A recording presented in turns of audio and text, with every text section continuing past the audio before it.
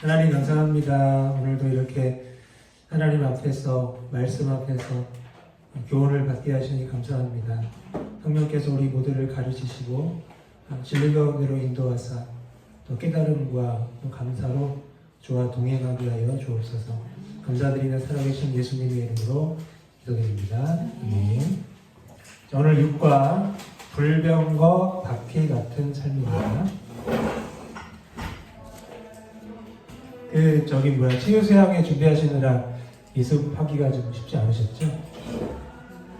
그래도 이렇게 다 달고 하시다 보니까 어떤 내용 같으세요? 주제가 뭐와 공개된 것 같으세요? 제가 이제 몇 가지 신학적인 용어를 좀 써서 좀 설명한 적이 있는데 그 가운데 어떤 것과 관련된 주제일까요? 네? 내 중심 되신 하나님. 네. 또 다른 분은요? 예습하신 분 중에?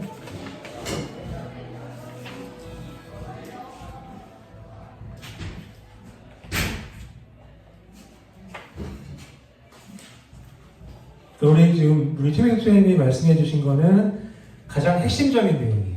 근데 이제 크게 보면 그 성화의 수단입니다. 오늘 주제는 성화의 수단.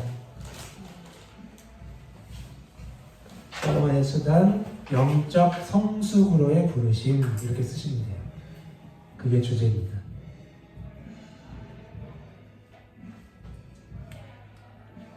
성화의 수단, 영적 성숙으로의 부르심.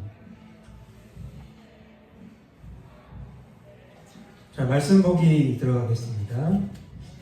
잠깐 우리 어제 치유 수양은 어떠셨어요? 우리 김 집사님 먼저 좀 잠깐 짧게.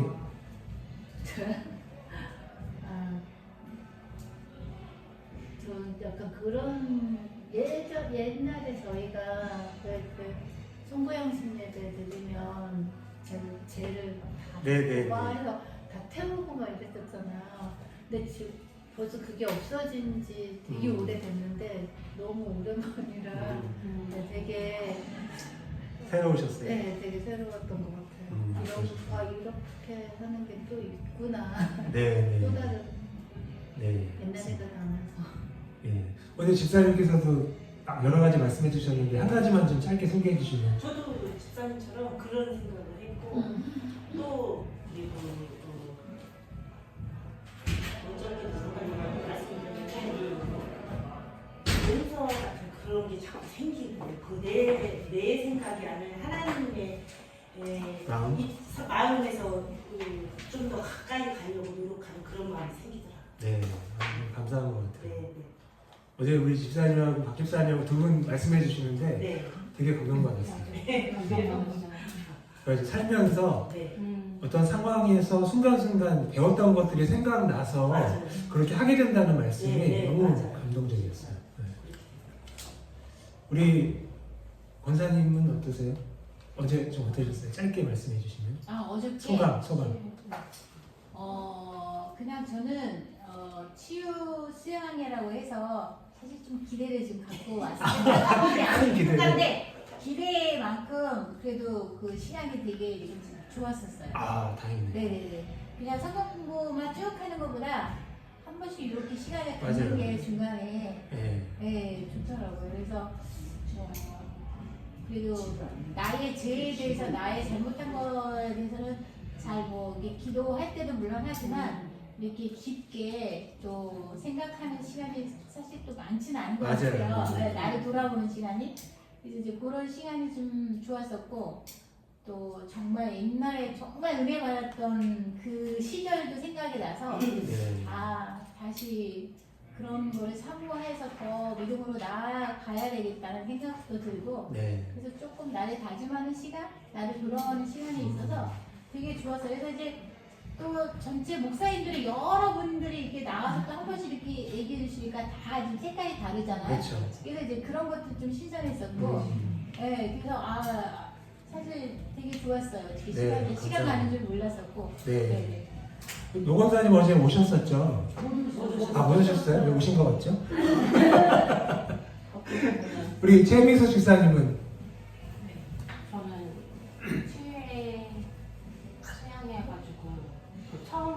접하는 거였거든요. 근데 처음 뭐라고 해야 되나?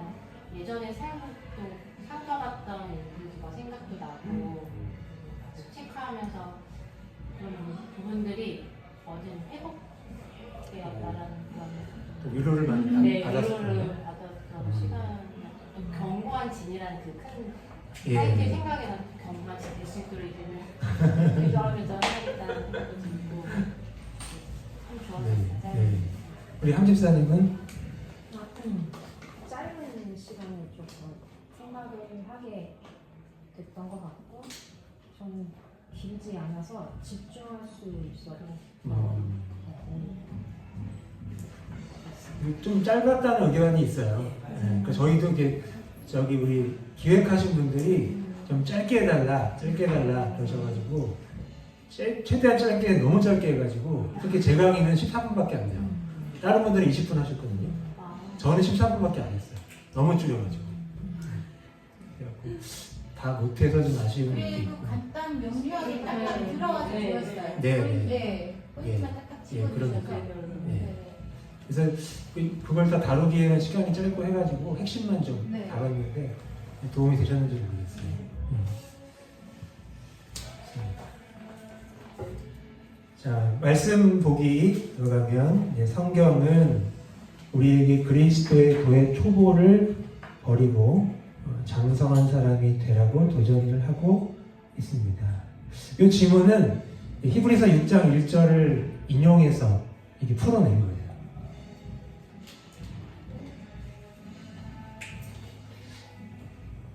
그런데 그리스도 도의 초보를 버리고 이건 무슨 뜻일까요? 인상이 어떠세요? 그리스도 도의 초보를 버려라.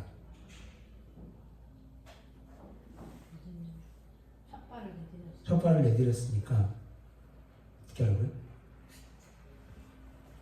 그 정도는 잊어라. 그 정권 잊어라. 근데 주장 말씀이 맞는 게 그러니까 그런 인상을 받아요.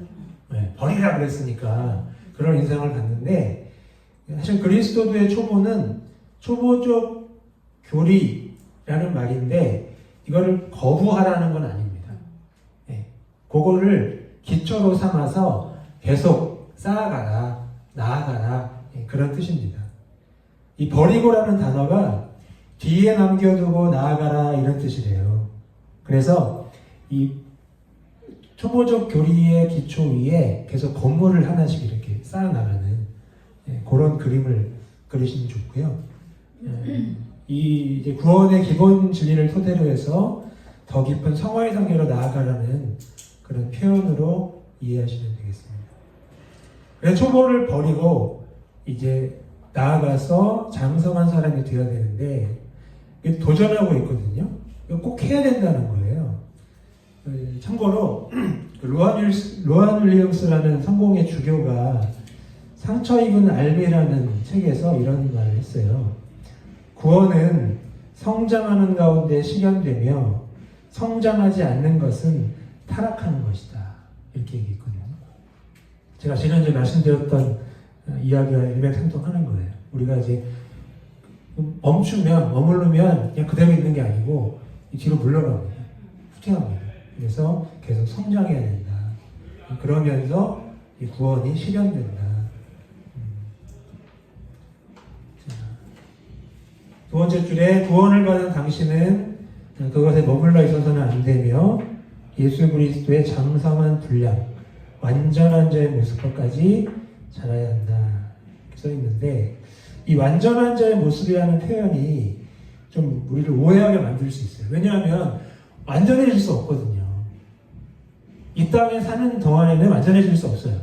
그러니까 우리 개혁주의 신학에서 이 구원의 서정을 이야기할 때 이제 칭의, 성화, 견인, 그 다음에 영화거든요.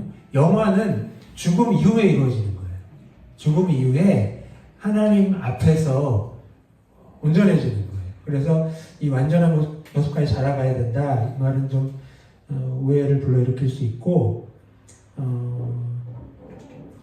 이 표현을 그냥 성화는 점진적 과정이다. 이렇게 이해하시면 되겠습니다. 성화는 점진적 과정이다.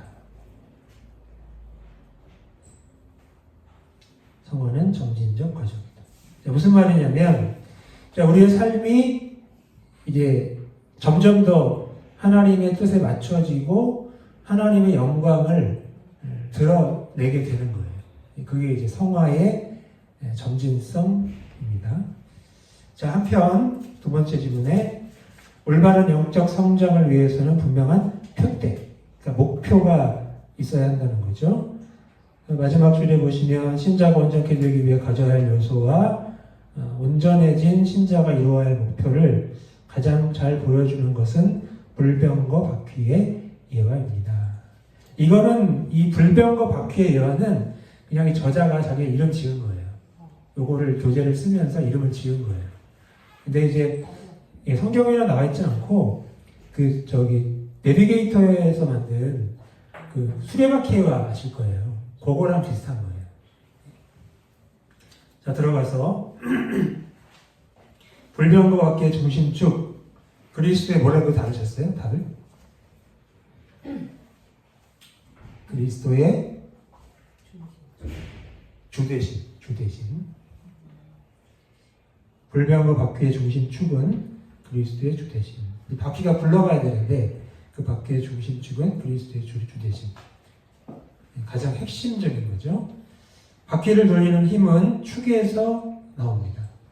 불병거 바퀴의 중심축은 내가 죽고 예수께서 사시는 그리스도의 주권입니다. 그리스도의 주권. 예수님이 주인 되셔야 그분에게 주권이 양도되어야 이 불병거 바퀴가 제대로 돌아간다. 그런 말인데, 그러니까 이 표현은 좀 어려운데요. 한마디로 예수님을 삶의 중심으로 삼아야 된다. 이런 뜻이에요. 예수님을 삶의 중심으로 삼아야 된다. 그래서 이제 우리 개혁신학에서는 이 그리스도의 주되심을 그리스도의 주재권 이렇게 표현하기도 해요. 근데 이 문장에서 내가 죽고 예수께서 사시는 이 표현이 이 갈라디아서 그 말씀에서 가져온 거거든요. 그래서 좀 감정적으로 또 신비적으로 이렇게 들릴 수가 있어요.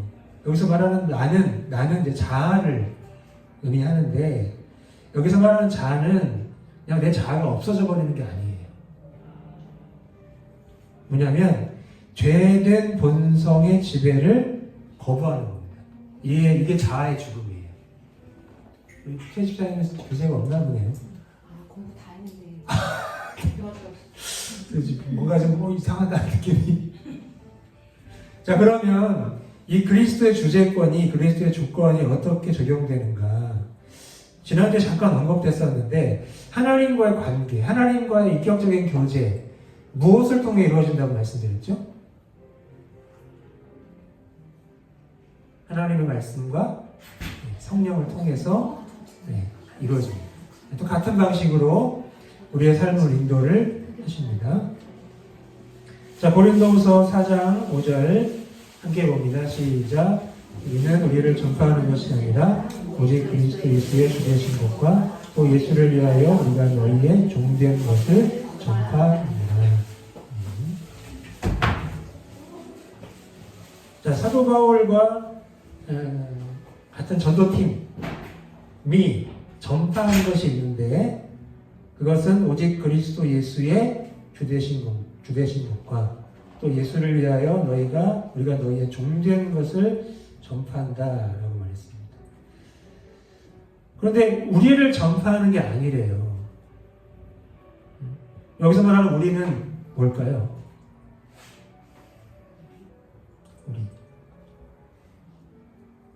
여기서 말하는 우리는 그리스도 예수의 주 되신 것과 대비가 되는 거예요. 그러니까 우리가 주인 노릇하려고 여겨온 거 아니다. 자신들의 권위나 그런 명성 같은 것들 내세우지 않고 오직 예수님의 주 되심만을 전파하겠다. 그리고 이제 또 예수를 위하여 우리가 너희의 종된 걸 전파한다 이렇게 말씀하잖아요. 그러니까 자신들도 그리스도의 주권 아래에 있다. 그래서 그 주권 때문에 그 주권에 순종하여 너희의 종이 되게 너희를 섬기겠다. 그걸 전파하는 것이다. 이런 이야기를 하는 겁니다. 자, 2번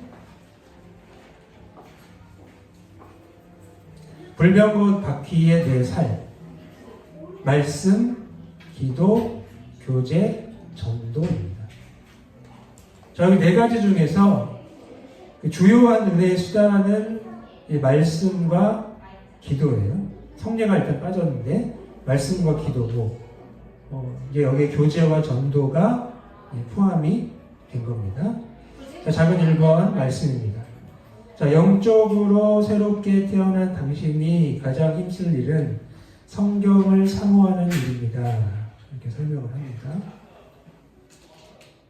자, 영적으로 새롭게 태어난 당신, 이게 말하는 건 뭐냐면 성장하려면 다시 태어나야 한다는 거예요.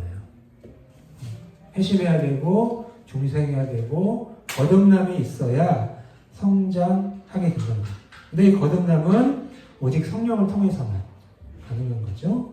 자, 베드로전서 2장 2절 시작. 가난하게 같이 순전하고 이는 젖을 사모하라. 이는 그로 말미암아 너희로 구원이 있도록 자라게 하려 합니다. 자, 여기서 말씀을 의미하는 표현은 뭐죠? 자, 지금 말씀에 대한 성경에 대한 구절이에요. 여기서 말씀을 가리키는 표현이 뭐죠? 그냥 말씀하세요. 젖이죠, 젖. 근데 그냥 젖이 아니고 순전하고 신령한 젖입니다. 이게 이제 말씀이에요, 말씀. 근데 이것을 사모하는데 어떻게 사모하느냐? 갓난 아기들 같이 사모하래요. 갓난 아이들 같이. 자, 갓난 아이들이 어떻습니까? 아주 이제 본능적으로 젖을 찾아서 물잖아요, 자기가. 그러니까 이런 식으로 사모하라는 겁니다. 근데 이 사모함이 나만의 힘이 아니고 성령의 내적 역사를 통해 일어나는 갈망이라고 보시면 돼요. 자, 그렇게 할 때 구원에 이르도록 자라게 된다라고 말씀합니다. 그러니까 신령한 젖을 사모해야 자란대요. 사모하지 않으면, 찾아서 먹지 않으면 자랄 수 없다. 구원에 이르지 못한다. 그런 말씀입니다.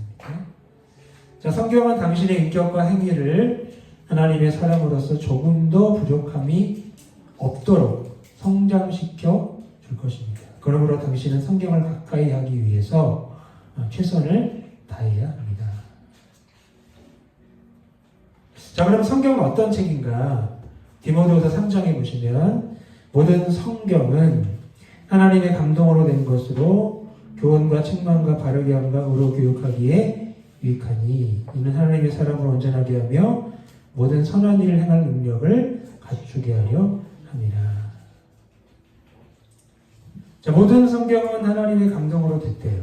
자, 이 표현을 볼 때 떠오르시는 게 있죠. 하나님의 감동으로 됐다. 자, 이 표현의 정확한 의미는 하나님이 숨을 불어넣으셨다 이런 뜻이거든요. 하나님이 숨을 불어넣으셨다. 자, 뭐가 떠오르세요? 어떤 사건이 떠오르세요? 사람을 만드신? 그렇죠. 하나님이 사람을 흙으로 만드시고 그 코에 생기를 불어넣으신 그 일. 그래서 인간이 이제 생명이 된 거거든요. 생명력 있는 존재가 된 거거든요. 성경도 마찬가지라는 거예요. 하나님이 그렇게 만드셨다. 그래서 이 표현이 성경 영감설의 근거가 됩니다. 성경 영감설은 들어보셨죠? 성경 영감? 영감. 안 들어보셨어요? 다임쌤 가끔 먹어봤는데. 네. 우리 개혁지 신학에서 성경 영감설은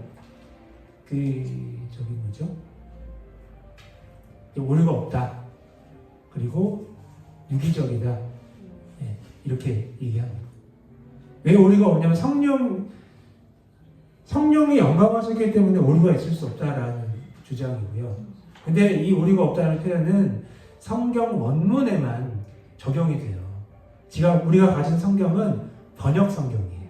번역 성경. 물론 이제 원문을 연구해서 번역해서 나온 거긴 하지만 이게 이제 중국에서 건너온 성경, 또 영어 성경 이런 것들을 참고해서 번역했기 때문에 번역이 정확할 수가 없어요. 그래서 이 표현의 한계상 오류처럼 느껴지는 게 있을 수 있다. 그리고 유기적 영감은 뭐냐면 하나님이 모든 방법, 조건, 이런 것, 상황 이런 것 사용하셔서 성경을 기록하셨다는 거예요. 자, 성경을 누가 썼나요? 우리 하나님 그러는데 하나님이 직접 쓰신 거 아니고 하나님이 성경의 기자들을 따로 부르셔서 따로 세우셔서 그들에게 감동 주셔서 성경을 쓰게 하셨어요.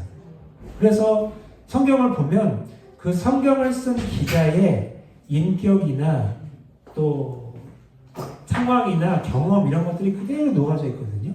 그래서 유기적이다. 유기적이다. 이렇게 이야기를 합니다.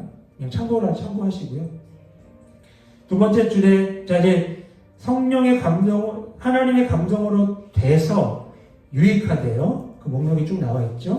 자 그러면 이렇게 유익하게 할 목적이 뭐냐? 하나님의 사랑으로 온전하게 한다.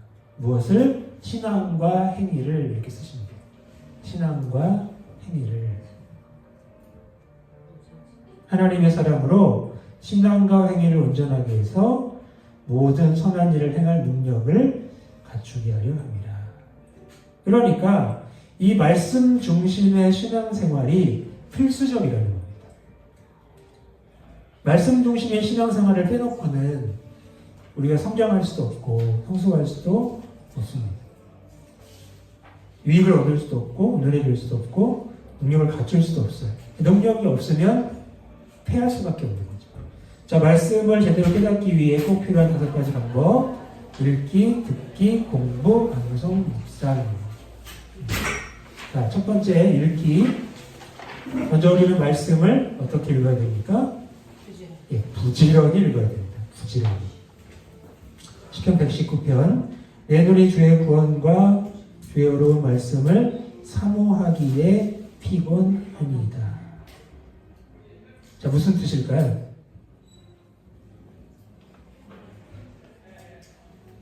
자, 여기서 사모했다는 말이 중요할까요? 피곤하다는 말이 중요할까요? 사모해서 피곤한 거예요. 사모가 더 중요한 겁니다. 그러니까 하나님의 말씀을 너무 간절히 사모해서 눈이 피곤할 정도로 기다린다. 그런 내용입니다. 10편 119편은. 그러니까 이 말씀에 대한 갈망이 얼마나 절실해야 되는지 우리에게 알려주고요. 두 번째 방법은 듣기입니다. 듣기. 마리아와 같이 하나님의 말씀을 듣는 기회를 소중히 여기는 사람이 되어야 한다. 이 때문에 공적 예배 등 말씀을 들을 수 있는 장소에는 절대로 빠져서는 안 됩니다. 저는 좀 여러분들이 예배를 좀 다양하게 들으시면 좋겠어요. 그러니까 오전 예배를 막 딱 들으시는 분이 안 계시지만 오전 예배 드리고 오후 예배 드리고 하면 그 각각 다른 설교자들을 통해서 어떤 해석의 다양성, 적용의 다양성 이런 것들을 맛보고 누리실 수 있거든요. 우리 아까 권사님 말씀하신 것처럼 어제 세 분의 목사가 나와서 강의를 하니까 너무 새롭고 신선하고 좋았다고 말씀하시는데 그런 유익들이 있습니다. 자, 어쨌든 누가복음 10장에 보면 그에게 마리아라는 동생, 마르다의 동생이죠. 주의 발치에 앉아 그의 말씀을 들었다. 이렇게 말씀을 합니다. 지금 마리아의 행동에 대해서 예수님도 그렇고 성경 기자도 그렇고 판단하거나 책망하는 내용은 없어요. 그러니까 그의 자세, 그의 태도를 인정했다는 건데 어떤 부분 때문에 그럴까요? 자, 마리아가 주의 발치에 앉아서 말씀을 들었잖아요. 이게 그 학자들에 따르면 제자들이 가르침을 받을 때의 전형적인 모습이에요. 우리는 이제 요즘에는 그냥 의자에다가 앉아서 강의 듣고 설교 듣고 하지만 이 당시에는 스승 가까이 가가지고 발치에 앉아서 말씀을 들었대요. 자, 근데 그 당시에는 여자는 제자로 안 받아줬어요. 여자 제자는 없었어요. 근데 마리아가 여성임에도 불구하고 제자가 되고 싶어하는 마음을 주님이 받으셨다는 거예요, 이 말씀. 그러니까 단순히 말씀을 들어야 된다 그런 내용이 아니에요. 여성이지만 제자의 자리를 택한 겁니다. 그러니까 기회를 소중히 여겨야 한다는 거죠. 그러니까 세 번째 방법은 공부입니다. 말씀의 뜻이 무엇인지 자세히 살피는 자세가 있어야 합니다. 사도행전 17장 시작. 베레아에 있는 사람들은 데살로니가에 있는 사람들보다 더 너그러워서 간절한 마음으로 말씀을 받고 이것이 그러한가 하여 날마다 성경을 상고함으로. 자, 베레아 사람들의 어떤 영적인 특징 아니면 이제 뭐 기질적인 특징 이런 것들을 얘기하고 있는데 데살로니가에 있는 사람들보다 더 너그러웠대요. 더 이렇게 뭐랄까요? 관대했대요. 그리고 간절한 마음으로 말씀을 받았는데 이 말씀을 말씀을 받는 것이 그냥 간절한 것으로 끝난 게 아니고요.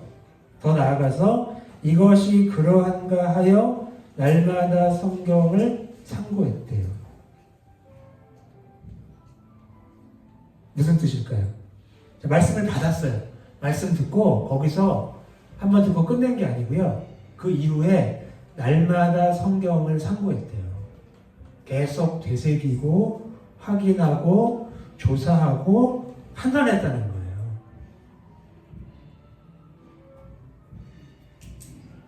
그러니까 바울이 설교했잖아요. 그렇죠? 여기서 말씀을 받고 할 때 바울의 설교예요. 근데 이 바울의 설교도 성경을 가지고 다시 검증을 한 거예요, 사람들이. 과연 그러한가 하여. 그렇죠? 그러니까 성경의 권위가 인간의 권위보다 높다. 이것을 사람들이 보여주고 있는 거예요. 그러니까 여러분들도, 저도 그렇고 여러분도 그렇고 이렇게 예배 시간 설교 듣고 그냥 땡 하시면 안 되는 거예요. 집에 돌아가셔서 과연 그러한가 하여 성경을 상고하시고 그 집에 IBP 성경 주석 이런 거는 좀 구비해 두세요. 그 성경 전권을 핵심만 잘 주석해 놓은 책이 있어요. 그런 것들을 구비하셔서 이제 예배 후에 또 말씀 묵상하실 때 그때 참고하시면 되게 좋을 것 같아요.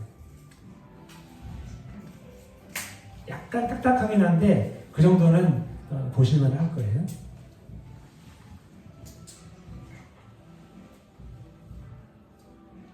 그러니까 이런 강의도 마찬가지예요. 제가 이제 여러분들에게 일방적으로 강의하잖아요. 집에 들어가셔서 권 목사가 강의한 게 과연 그러한가 하면서 확인하셔야 돼요. 참고하셔야 돼요. 네 번째는 암송입니다. 말씀을 암송하여 마음에 두는 것은 말씀대로 살아갈 수 있게 하는 훌륭한 방법입니다. 시편 119편 내가 주께 범죄하지 아니하려 하여 주의 말씀을 내 마음에 두었나이다. 자, 이 시편 기자가 주의 말씀을 마음에 둔 이유가 뭐예요? 범죄하지 않으려. 험한 세상 속에서 그 유혹 가운데 범죄하지 않으려고 주의 말씀을 내 마음에 두었대요. 자, 마음에 두었다는 건 이걸 계속 꾸준히 담아냈다는 거죠. 단순한 기억이 아니라 마음 깊이 새겼다. 그래서 이 시편 기자를 통해 우리가 알게 되는 것은 말씀이 죄의 유혹을 막는 방패가 된다. 자, 그 다음에 다섯 번째는 묵상입니다. 묵상. 읽은 말씀을 잊어버리지 않고 하루 종일 계속해서 묵상해야 합니다. 자, 시편 119편 15절 16절 시작. 내가 주의 묵도들을 작은 목소리로 읊조리며 주의 길들에 주의하며 주의 은혜를 즐거워하며 주의 말씀을 잊지 아니하리이다. 주의 복도들 작은 목소리로 계속 암송했다는 거죠. 자, 그러면서 주의 길들에 계속 주의했대요.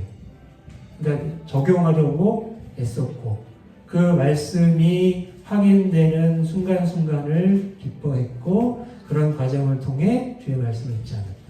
그러니까 여기서 이야기하는 묵상은 끊임없이 되새기면서 생각하는 거예요.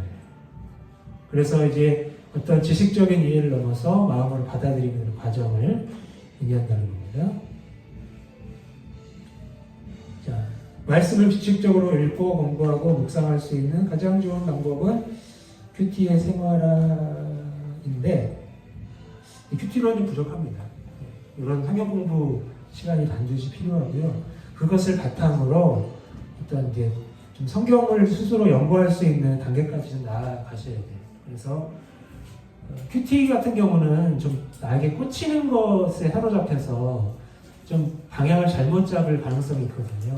그래서 성경을 정확하게 보고 이성적으로 보고 판단할 수 있는 그런 방법이 바로 성경 연구입니다. 나중에 기회가 있으면 도움을 드리고 싶은데, 자, 시간이 없네요. 자, 그 다음에 두 번째, 불변과 바퀴의 4살 가운데 두 번째는 기도입니다. 기도는 말씀과 더불어 온전한 신앙 성장의 중요한 방법입니다. 기도 응답은 살아계신 하나님을 구체적으로 체험하도록 돕기 때문입니다. 맞는 말이죠. 맞는 말이지만 기도의 중심은 응답이 아니에요. 그렇죠? 뭐가 중심이죠? 하나님과의 교제가 중심입니다. 자, 그래서 사실 하나님 자녀의 가장 큰 특권은 기도를 통하여 하나님과 나눌 수 있는 친밀한 교제입니다.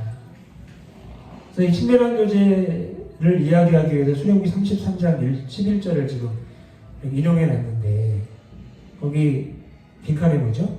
친구와 이야기함 같이 해서 되겠나요? 자, 여기서 사람이 자기의 친구와 이야기함 같이 한 존재가 누구예요? 누가 그렇게 했어요? 모세가 했습니까? 여호와가 했습니까? 여호와가 했어요. 이거는 하나님에 대한 표현이에요. 정확한 인용은 아니에요. 하지만 하나님께서 이렇게 친구와 이야기하는 것처럼 모세와 대면하신 걸 볼 때 하나님이 원하시는 건 이런 거다. 친구처럼 대화하고 교제하는 걸 원하신다. 그걸 알 수가 있죠. 자, 그 다음에 하나님의 자녀가 된 당신에게는 언제든지 하나님께 나아갈 수 있는, 당당히 기도할 수 있는 특권이 있다.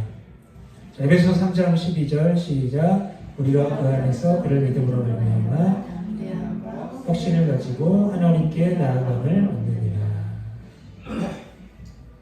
자, 그래서 담대함이라는 표현은 아주 자유롭고 솔직하게 말할 수 있는 권리를 의미해요. 우리가 얻게 된 권리, 자유롭고 솔직하게 말할 수 있는 권리입니다.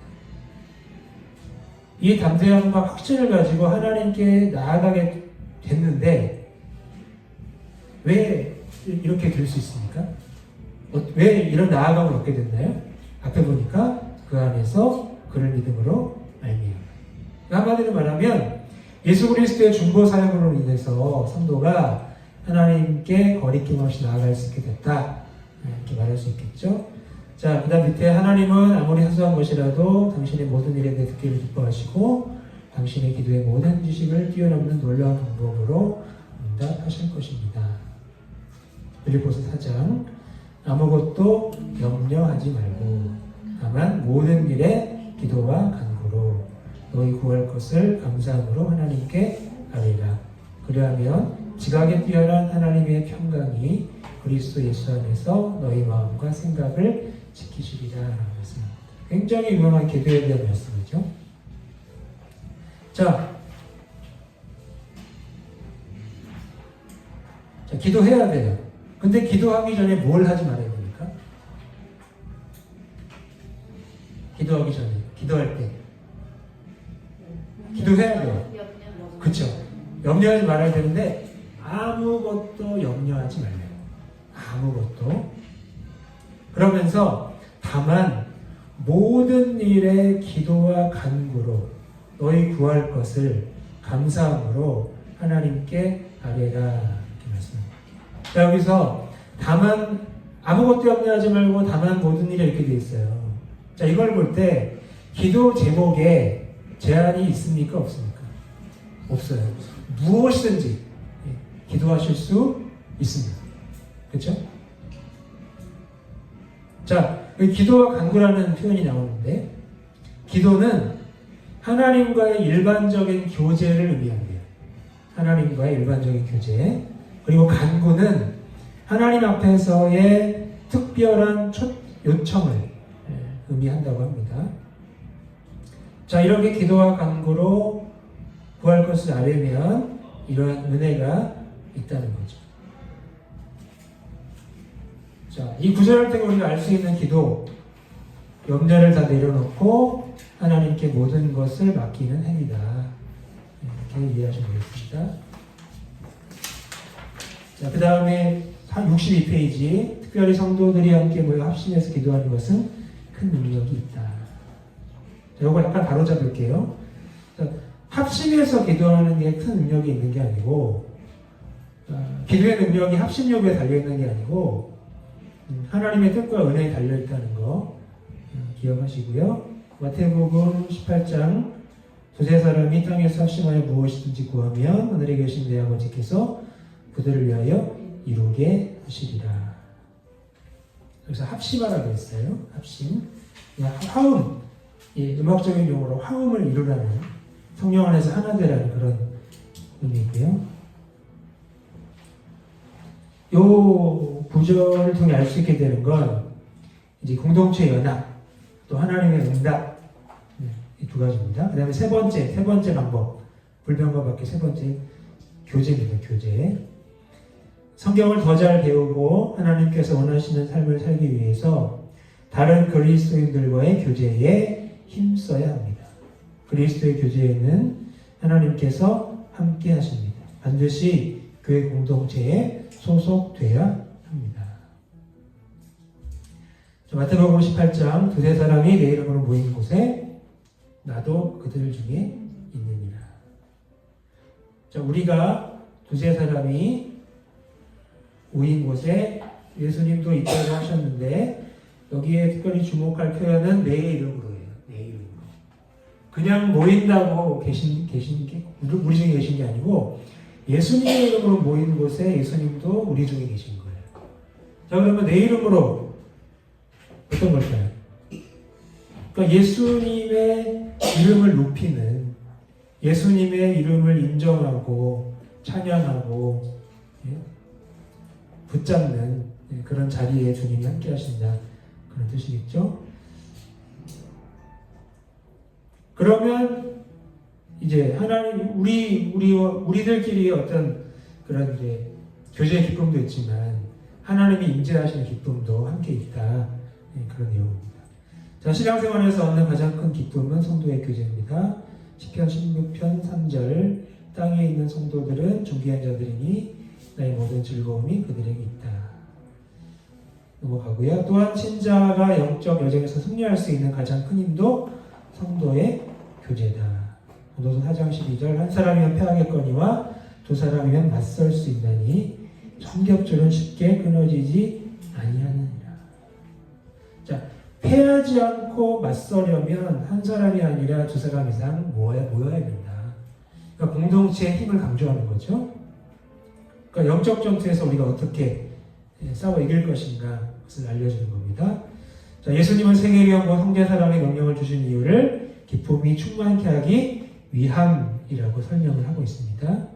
자, 요한복음 15장, 내가 이것을 할 때 이것은 사랑의 계명이죠, 그렇죠?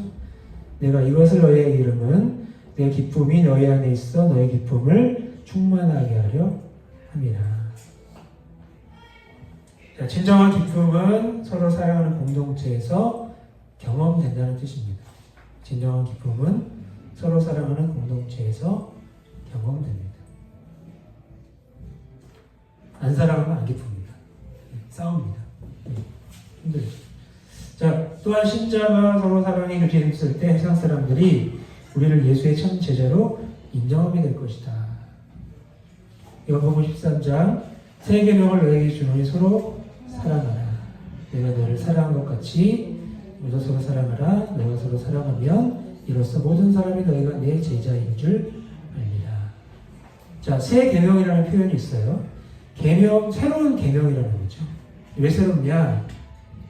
예수님의 사랑이 기준이 되기 때문에 새로운 겁니다. 그 전까지 유대인들이 가르쳤던 강조했던 계명의 기준은 이 바리새인들이었고 서기관들이었어요. 하나님이라기보다는. 하지만 예수님은 새 계명 말씀하시면서 자신의 사랑이 기준이 된다라고 말씀하시는데, 자, 서로 사랑하라. 서로 사랑하는데 어떻게 사랑해야 돼요? 내가 너희를 사랑한 것 같이. 근데 예수님이 제자들을 어떻게 사랑하셨어요? 어떤 차원으로 사랑하셨어요? 십자가 차원으로 사랑하셨죠. 십자가 차원. 그렇게 서로 사랑하라는 거예요. 그래야 제자인 줄 알 것이다. 자, 네 번째 불변과 같이 전도입니다. 제자를 부르신 목적은 복음 전도입니다. 마가복음 13장, 자, 이 12를 세우셨으니 이는 자기와 함께 있게 하시고, 친밀한 관계. 이거는 친밀한 관계고요. 또 보내사 전도도 하며, 이것은 사역의 파송입니다. 그러니까 두 가지 목적이죠. 여기 지문에서는 복음 전도 한 가지만 얘기했지만 친밀한 관계와 사역의 파송 두 가지를 위해서 12를 세우신 거예요. 엄청난 특권이죠. 그러니까 제자가 되는 것, 직분자가 되는 것, 사명자가 되는 것 엄청난 특권입니다. 그리고 전도는 예수님과의 관계 속에서 자연스럽게 흘러나오게 된다는 것을 알 수 있죠. 자, 그러므로 우리는 항상 복음 전도에 최선을 다해야 합니다. 그리고 사람들에게 궁금증을 일으킬 만큼 구별된 삶을 살아야 하고 그들에게 전할 복음을 항상 준비하고 있어야 합니다. 자, 베드로전서 3장에서 우리가 전도의 전제 조건 4가지를 우리가 확인할 수가 있어요. 자, 너희 마음의 그리스도를 주로 삼아. 이게 첫 번째입니다. 마음의 그리스도를 주로 모셔야 돼요. 이게 첫 번째 전도의 전제 조건이고요. 두 번째 전제 조건은 거룩하게 하고요. 거룩한 삶입니다. 첫 번째는 마음의 그리스도를 주로 모시는 거고, 두 번째는 거룩한 삶이고, 세 번째는 세 가지입니다. 세 가지, 죄송합니다.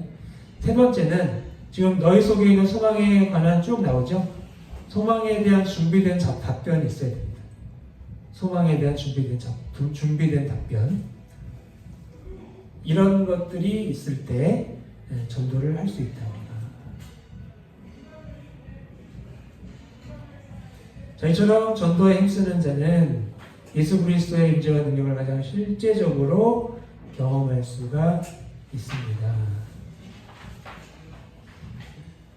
경험을 못하는 경우도 많습니다. 근데 더 중요한 건 경험보다 중요한 건 사명이다. 우리가 체험하기 위해 전도하는 건 아니에요. 사명 때문에 전도하는 거지. 그렇죠?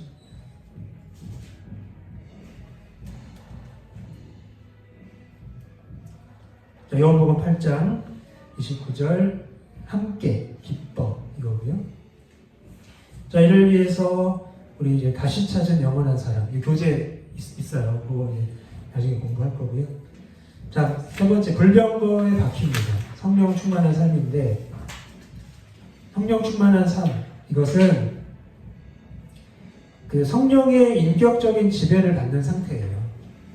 성령의 인격적 지배를 받는 상태. 어제 제가 그 말씀드렸죠. 성령의 내주와 성령의 충만 두 가지인데, 성령의 충만은 능력을 받는 거다. 사명 감당할 능력을 받는 거다.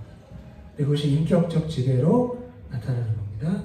두 번째 줄에 성령님은 우리가 능력 있는 예수의 제자로 살아갈 수 있게 돕는 가장 큰 동력이시다.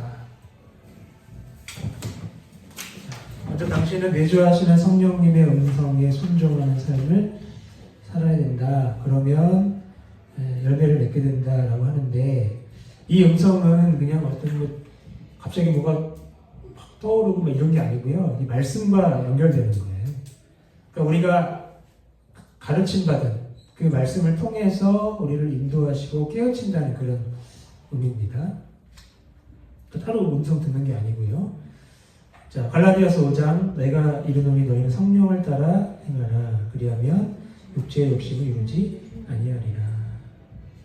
자, 성령을 따라 행한다는 건 성령님의 인도하심에 말씀으로 인도하시는 그 인도하심에 순종하면서 걷는 건데 이게 한 번만 그렇게 하는 게 아니고 계속 지속적으로 의지적으로 선택하면서 나아가는 거예요. 순종하면서. 성령의 인도하심에 지속적이고 의지적으로 순종을 선택하며 걸어가는 겁니다. 자, 그 다음에 갈라디아서 5장 22절 성령의 열매는 금지할 법이 없다 이렇게 돼 있죠. 여기 열매가 단수래요, 단수. 그래서 여기 이제 열매의 목록들이 나와 있잖아요. 이게 뭐 각각 그게 아니고 성령의 역사를 통해서 예수님의 성품이 이제 하나로 통합되는 걸 지금 보여주는 거라고 합니다. 자, 그 다음에 아래 괄호 속에 이름을 넣어 보셨죠?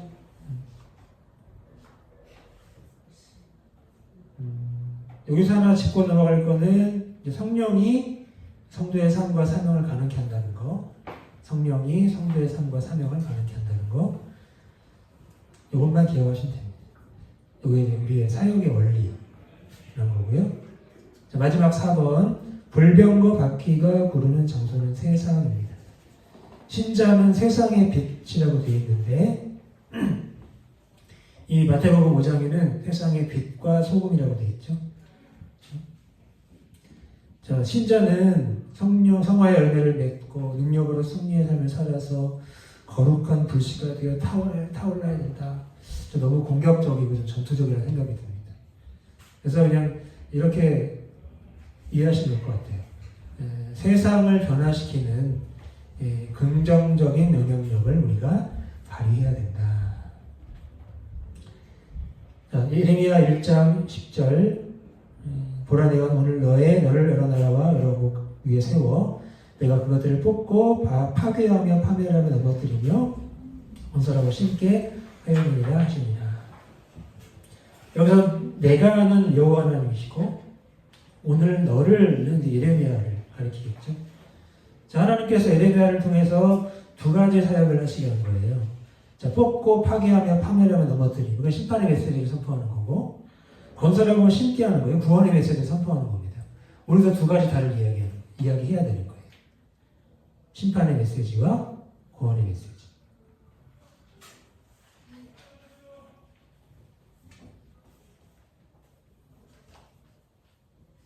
자, 마지막 질문입니다. 우리는 예수님의 소원대로 이렇게 되어 있는데 여기 거룩한 불씨로서 죄악된 세상을 여기 싹 지우시고요. 그리스도인의 사명은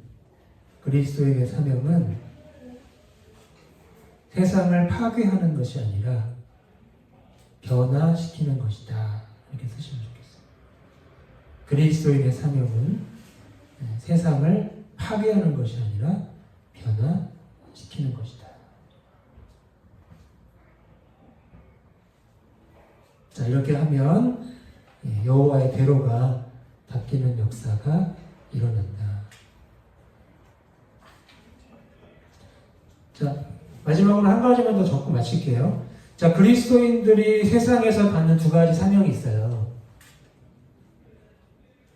그리스도인이 세상에서 갖는 두 가지 사명이 있는데 첫 번째는 문화명령입니다. 문화명령. 어디 나오는 거 어디 나오는 건지 아시죠? 창세기 1장 28절에 나오는 겁니다. 문화명령. 이 문화명령은 세상을 하나님의 뜻대로 경영하는 거예요. 파괴하는 게 아니고 세상을 하나님의 뜻대로 경영하는 겁니다. 이게 문화명령이고 두 번째는 복음명령입니다. 복음명령. 이게 마태복음 28장 19절 20절에 나오는 건데 이 복음명령은 모든 족속을 제자 삼는 겁니다. 모든 족속을 제자 삼는 겁니다. 자, 이 두 가지 사명은 분리될 수가 없어요. 우리가 세상을 하나님의 뜻대로 경영을 하면서 우리가 모든 족속을 제자로 삼아야 되는 거예요. 그래야 하나님의 나라가 확장이 되는 겁니다. 문화명령과 복음명령은 분리될 수 없다. 어떤 분들은 막 엉망으로 살면서 복음만 전하면 된다 이런 분들 있잖아요. 절대로 안 통합니다. 하나님 나라 확장되지 않습니다. 자, 맨 마지막 페이지 66페이지에 오늘 내용을 통해 새롭게 깨닫게 된 것. 큰 1번, 불변과 법의 중심축은 그리스도의 주되심이고 2번, 불변과 박해의 4가지 살은 말씀, 기도, 교제, 전도고요. 3번, 불변과의 박해는 성령 충만한 삶. 그러니까 성령으로부터 인격적인 지배를 받아서 이 능력을 나타내는 거죠. 4번은 불변과 박해가 부는 장소는 해상이다. 해상의 빛과 소금으로 살아야 된다. 그렇습니까?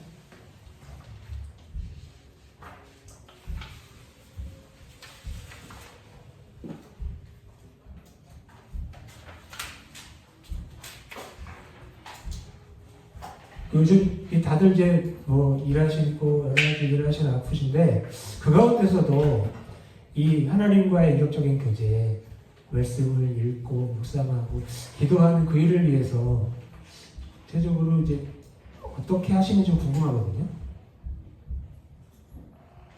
우리 권사님 집사님들께서 요 공부하신 거 말고 평소에 그 전에 아니면 이제 앞으로 이렇게 해야겠다라고 이제 결심하시게 되는 거라든지 혹시 그런 게 있으실까요? 어떻게 하세요? 어떻게 이렇게 좀 경건 생활을 계속 이어가세요?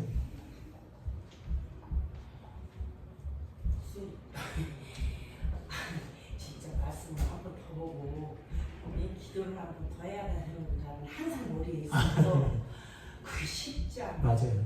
주일날은 꼭 그렇게 해야지 해서 그 주를 여기 올라가 생각하면 힘이 없는 거예요. 너무 죄송스러운 거예요. 그게 반복될 것 같아요. 하나님도 다 신가 정죄하지는 않으시는데 하나님의 마음은 좀 교제하기 원하신다. 그거죠. 그거를 실천하면서 더 가까이 갈 수 있는데 그게 잘 안 돼요. 저도 그렇지만 혼자 있으면 잘 안 돼요. 진짜 마음 먹고 의지적으로 하지 않으면 안 되거든요. 그래서 자꾸 함께 모이는 자리를 찾는 게 중요한 것 같아요. 제가 여기 아무것도 모르고 여기 왔긴 했어도 네. 이게 도움이 되는 게 그런 생각을 한 번 더 한다는 거지. 평상시에 그런 맞아요. 생각을 안고 살다가 네. 이런 모임에 참석하면서 내가 왜 그렇게 살지? 그렇게 하면 안 되지? 이런 걸 한 번 더 깨달은다. 그렇습니다. 감사합니다. 네. 자, 우리 주기도문으로 마치겠습니다. 하늘에 계신 우리 아버지여, 이렇게 은혜 받으시오며 나라의 무엇이며 뜻이 하늘에서 이룬 것 같이 땅에서도 이루어지이다. 오늘날 우리에게 할 양식을 주옵시고 우리가 우리에게 대신 자를 사하는 것 같이 우리 죄를 사하여 주옵시고 우리를 시험하게 하지 마옵시고 다만 에게서 구하옵소서. 대개 나라와 권세와 영광이 아버지께 영원히 있사옵나이다. 아멘. 자, 다음 주는 한 주 쉬고요. 그 다음 주에 뵐게요. 우리 모범사님은 다음 주에 오셔야 돼요. TS랑이 안 하셔서. 네, 감사합니다.